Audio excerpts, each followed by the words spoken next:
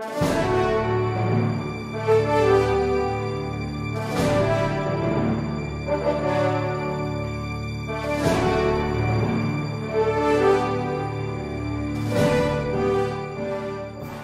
beg the indulgence of our colleagues in making this manifestation.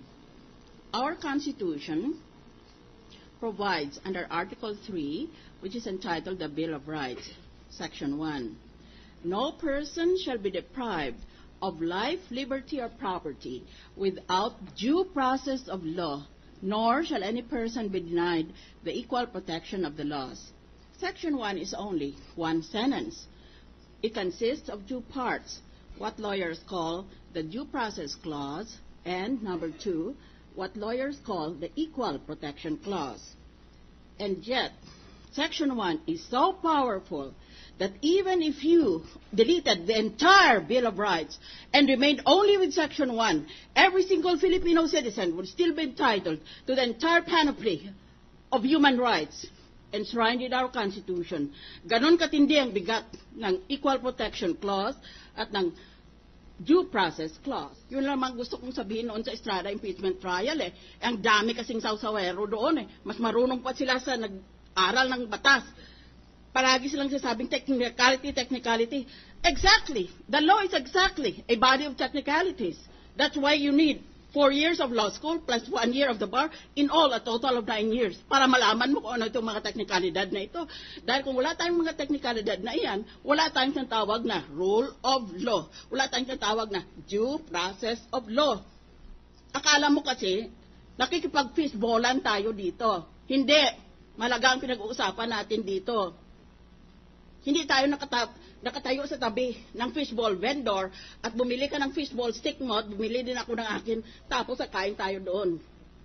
At maglandian tayo tungkol sa ating mga opinions sa batas. Magbasa kayo ng batas. Before we embark po on Article 7, may we be allowed po a brief manifestation just to give a roadmap or a brief sketch on how Article 7 is going to present its case, Your Honor? Go ahead. Thank you, Your Honor.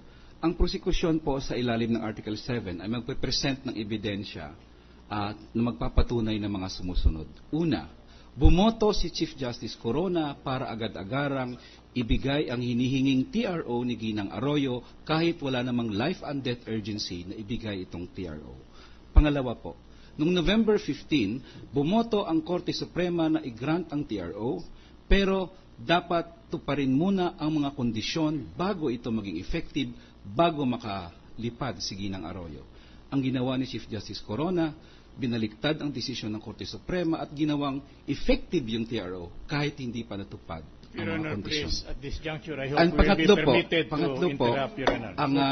Ang pangatlo po ay... Counsel, we will let him say these are matters of his representation, how he will develop his case anyway. The records of the case will show what happened. Salamat po. Pangatlo po, ilahad namin ng November 18. May desisyon na naman ang Korte Suprema na hindi na-comply ang isang kondisyon ng TRO kaya hindi po effective ito. Pero ang ginawa ni Chief Justice Corona, binaliktad na naman po ang desisyon at sinabi niyang effective ang TRO pending the compliance of the second condition. Pangapat po, in-extend niya ang office hours ng Korte Suprema, maagaran niyang inisyu ang TRO kahit hindi pa nagbayad ng bond, kahit hindi pa nag-submit ng SPA.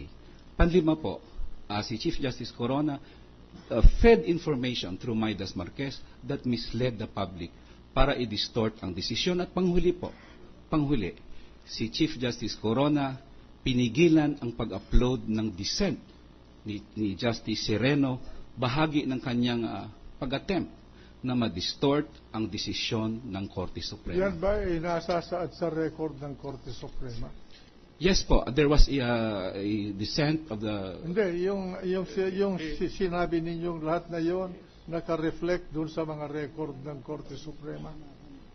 Yes, Your Honor, we are going to present the testimonial and documentary evidence So to prove this po. proceed. Okay. Salamat po. And just to end na lang po, Your Honors, these acts, among others, we will prove in Article 7. We will show that by his acts, Chief Justice Corona betrayed public trust and he cannot therefore continue to remain in public office. So proceed.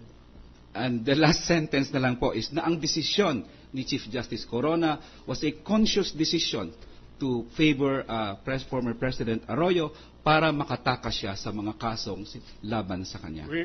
Thank you, Your Honor. That is just the brief manifestation. Kasi nga po, yung pangunahing dahilan na sinasabi ng dating Pangulo kung bakit kailangan daw po niya na makaalis ng bansa ay dahil nga daw po sa magpapagamot siya.